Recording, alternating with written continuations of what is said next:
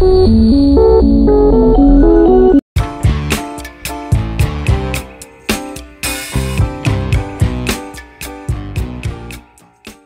guys, selamat datang di channel gua lagi. Oke, kali ini kita akan membahas sebuah film lagi. Film ini akan dibuka dengan memperlihatkan seorang pemuda bernama Wu Qixing yang kaget dibangunkan oleh teman sekelasnya pas lagi enak-enaknya ngalamin mimpi indah. Yang dimana kala itu Qixing diceritakan sedang asik memimpikan wali kelasnya sendiri yang bernama Ibu Mei. Karena kebetulan Ibu Mei ini adalah guru yang paling cantik di sekolahnya.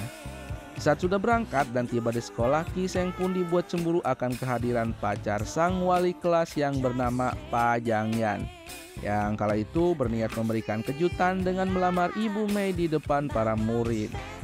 Qixing yang hatinya hancur kala itu karena wanita idamannya sebentar lagi akan dinikahi, ia pun pergi ke pantai dengan tujuan untuk meredakan rasa kesal di hatinya.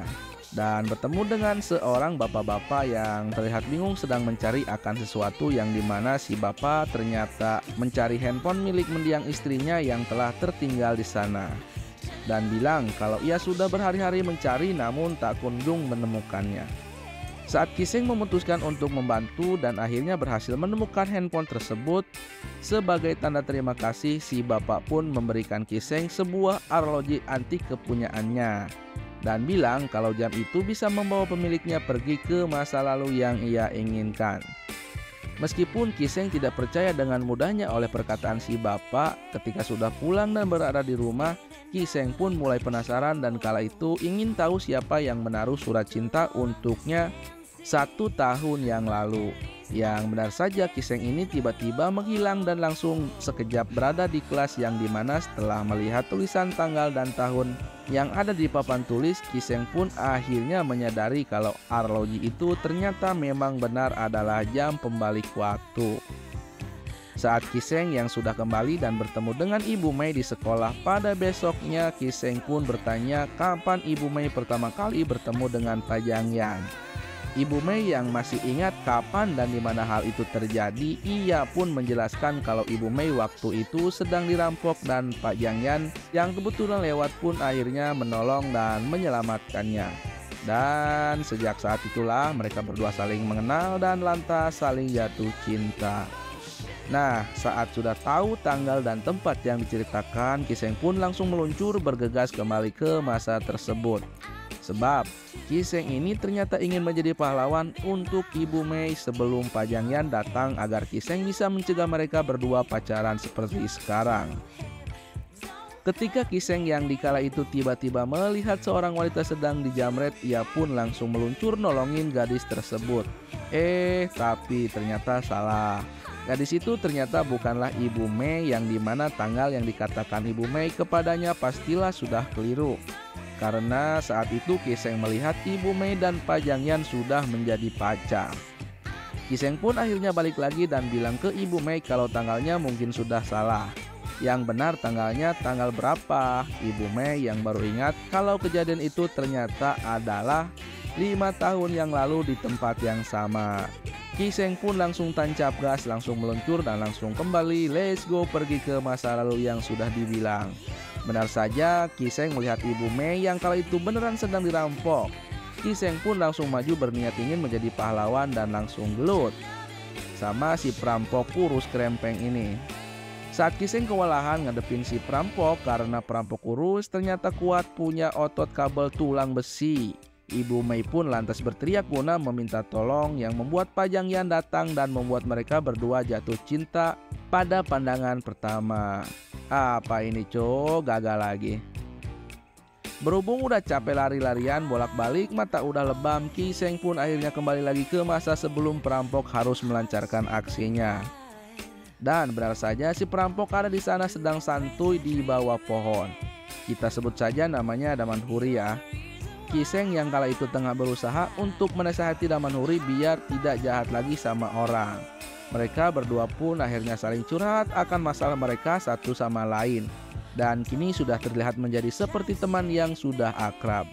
Gak lama setelah itu ketika Ibu Mei dan Pa Jiangyan ini berjalan terlihat seakan mau berpapasan, Kiseng pun langsung melempar sebuah botol ke arah Pajangyan agar mereka berdua ini tidak saling bertemu satu sama lain.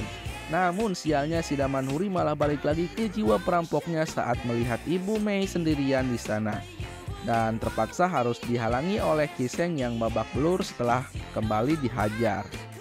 Saat sudah terbangun di rumah sakit, Kiseng ini pun akhirnya senang karena Ibu Mei ternyata masih ada di sana untuk merawatnya dan memberikannya perhatian karena sudah menolongnya dari ancaman perampok.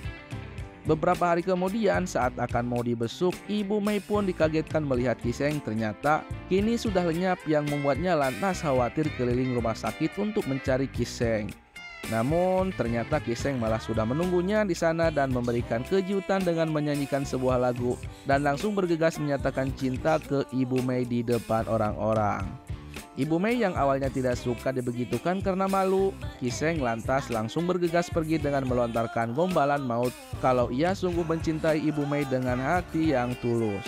Hal itu pun membuat hati Ibu Mei akhirnya luluh dan membuat mereka berdua kini akhirnya lantas resmi menjadi pacar.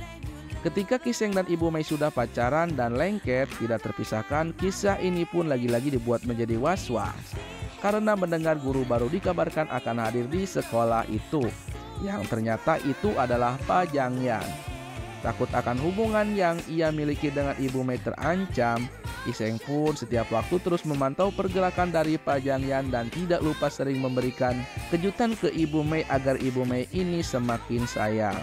Di suatu hari saat Pajangyan kala itu terlihat mendapat sebuah proposal dari luar sekolah, ia pun berniat ingin mengantarkan surat itu ke ruangan guru yang di sana ternyata hanya ada Ibu Mei, dan membuat mereka berdua akhirnya jatuh cinta pada pandangan pertama, yang dimana saat Kiseng kebetulan di hari itu telah memiliki janji bertemu dengan sang kekasih Ibu Mei, malah tak kunjung datang dan lantas malah tidak ada kabar yang mengaku kalau ia kemarin jalan sama Pajangyan.